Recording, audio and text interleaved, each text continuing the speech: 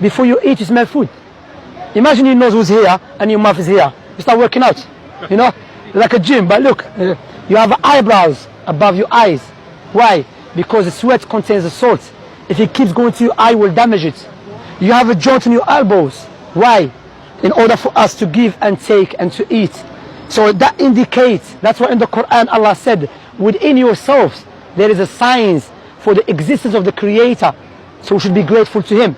So when the Creator chose prophets and messengers, based upon His wisdom, He gave them something that differentiated them from the rest of the people. Because some people will claim to be a prophet of God, but they are liars. You with me? Okay? They are liars. So how do you know true prophet and a false prophet? True prophets, let me ask you this question before I carry on, because I want to make sure you with me. Who knows the future in detail? Allah. Except God, yeah. Logically speaking, God. Like if I make a phone, no one knows about the phone in detail except me. You understand? So no one knows about this creation except God. You understand? So now the prophets, they prophesy about the future. I will give you some prophecies and I want to reflect upon it, which Prophet Muhammad said. Prophet Muhammad, who lived 1,400 years ago in the middle of desert in Mecca, he said there will come a time when you see the barefoot Arab man competing in building tall buildings.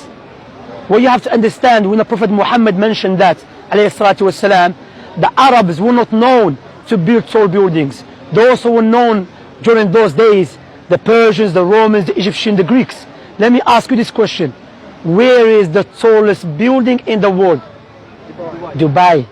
Dubai 50 years ago was a pure desert, let alone 1,400 years ago.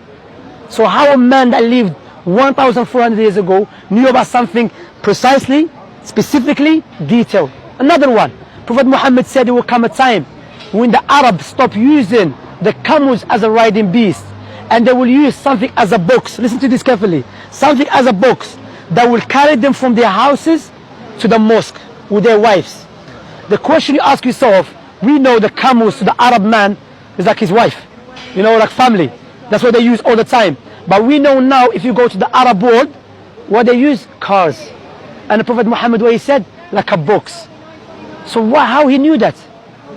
For example as well, let me give you this example. Do you know the Quran?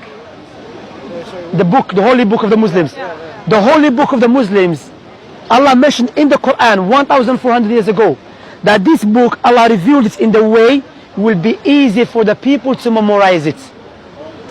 This question I will ask you, is there any book that you know the size of the holy book for the Muslims? It has been memorized by 100 million of people. You know any book like that? Word for word, letter for letter? No. Except the Quran.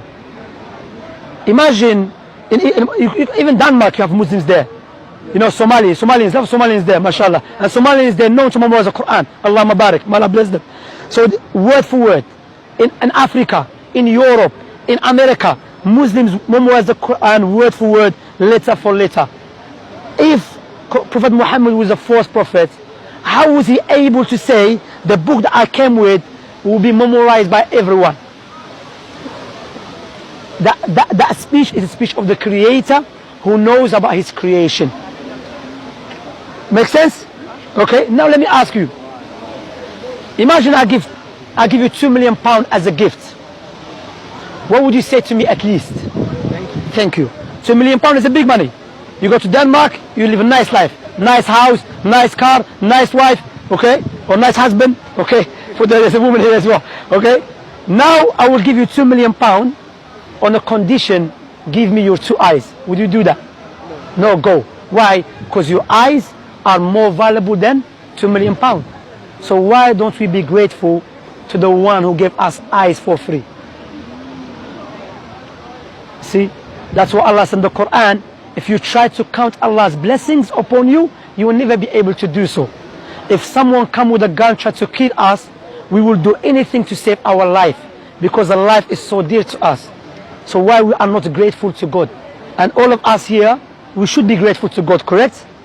But the second question comes in, if you want to buy a gift for your mother, would you buy a gift that you love or your mother love? Your mother love. If you want to buy a gift for your mother, you have to ask her what she loves, correct? Likewise, if you want to be grateful, and worship the Creator, we should worship Him the way He loves, not the way we love. Why? Because the way we love is subjective. The way He loves is objective. That's what Islam is based upon. When a person, because Islam, not like Christianity, Islam came for everyone. Prophet Muhammad was the last prophet who came for everyone. There were Muslims from even the time of Prophet Muhammad, there were Muslims from the Romans and the Byzantine. The Islam means that I testify that no one worthy of worship except God alone, Allah. And Muhammad is the messenger. What you have to understand, how old are you by the way? All of you 15, 16, unless, okay. All you have to understand, this life is very short. Regardless how old you are, one day you have to leave this life. And we're going to die. And you'll be inside the grave by yourself. All of you friends here, they're not going to come with you inside the grave. All of us are going to be inside the grave by ourselves. So we have to prepare ourselves for that day. That's why in Islam we believe Allah will not punish anyone until the proof has become clear to them. Allah said in the Quran, there is no one more unjust than the one